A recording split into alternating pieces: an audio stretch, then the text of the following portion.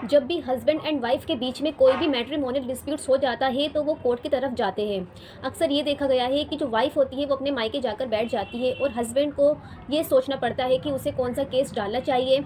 उसे वाइफ को साथ रखने का केस डालना चाहिए, यानी कि सेक्शन 9 का केस डालना चाहिए, या फिर उसे डाइवोर्स फाइल कर देनी चाहिए।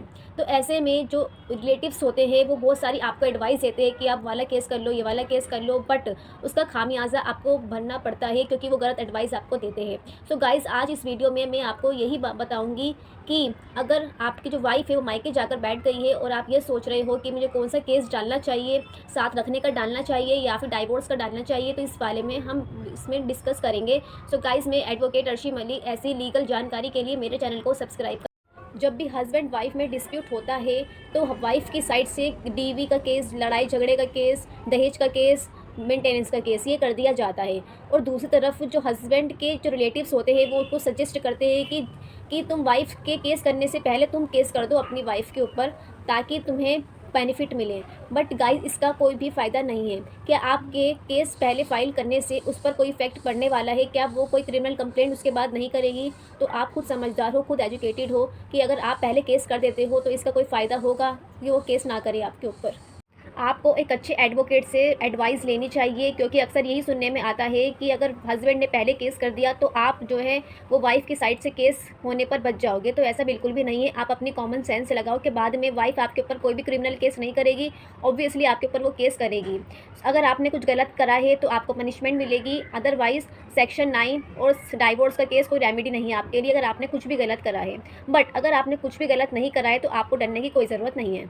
वाइफ जैसे ही अपने पेरेंटल होम में जाती है तो आपको सबसे पहले क्या करना है, हस्बैंड को सबसे पहले लीगल नोटिस भेजना है आरसीआर का, यानी कि मैं रखना चाह रहा हूँ आपको और मैं आपके ऊपर कोई केस करना भी नहीं चाहता, लेकिन ये नोटिस जाने के बाद अगर आप मुझ पर कोई भी लीगल केस करती हैं तो मुझे भी मजबूर होना पड़ेगा कानूनी कार्रवाई करने के लिए। ये बात आप उसमें लीगल नोटिस के अंदर ज़रूर लिखिए।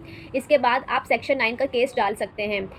अक्सर ये देखा जाता है कि जो वाइफ है वो अपने घर जाते ही सबसे पहले केस करती है 498A का, डीवी का, 125 का, और जब जैसे ही सम्मन आते हैं हस्बैंड के पास तो हस्बैंड के हाथ पे ठंडे पड़ जाते हैं और फिर वो सेक्शन 9 की तरफ भागते हैं।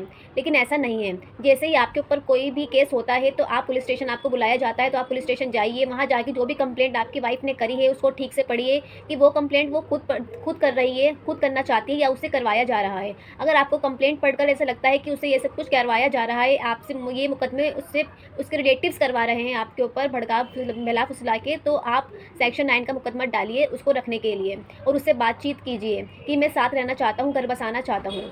जैसे ही आपके ऊपर कोई भी कंप्लेंट करी जाती है वाइफ की साइड से तो आपको घबराना नहीं है, आपको पुलिस स्टेशन में जाना है और वहाँ पर जो भी एलिगेशंस आपकी वाइफ ने आप पर लगवाए हैं या फिर लगाए हैं उन एलिगेशंस को आपको रिकॉग्नाइज़ करना है और पुलिस को कन्विंस करना है कि यहाँ पर तो कोई मुकदमा बनता ही नहीं है, कोई केस बनता ही नहीं है, तो झूठा है। और उनको कन्विंस करने की, उनको मनाने की पुलिस वालों को आपको पूरी कोशिश करनी है और फिर उसके बाद आपको सेक्शन 9 का मुकदमा करना है। जैसे ही आप सेक्शन 9 का केस करोगे तो उसका नोटिस वाइफ पर जाएगा और वाइफ साइड कोर्ट में अपीयर होगी और वहाँ पर मीडिएशन टेबल पर आपका सेटलमेंट हो जाएगा।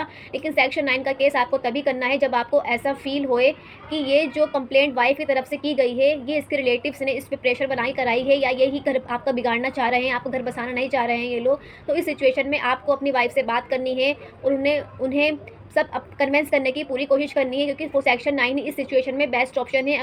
अगर कंप्लेंट पढ़ने के बाद आपको ऐसा लग रहा है कि वाइफ ने आप पर जो भी एलिगेशंस लगाए हैं वो सिर्फ आपसे मनी एक्सटॉर्ट करने के लिए लगाए हैं, आपको ब्लैकमेल करने के लिए लगाए हैं, आप पर प्रेशर बनाने के लिए लगाए हैं और ये सब केस आपके ऊपर प्रेशर बनाने के लिए किया जा रहा है ताकि आपसे वो पैसा ऐड सके, तो इस सिचुएशन में आपको सेक्शन 9 का केस फाइल नहीं करना है, आपको डाइवोर्स का केस फाइल करना है।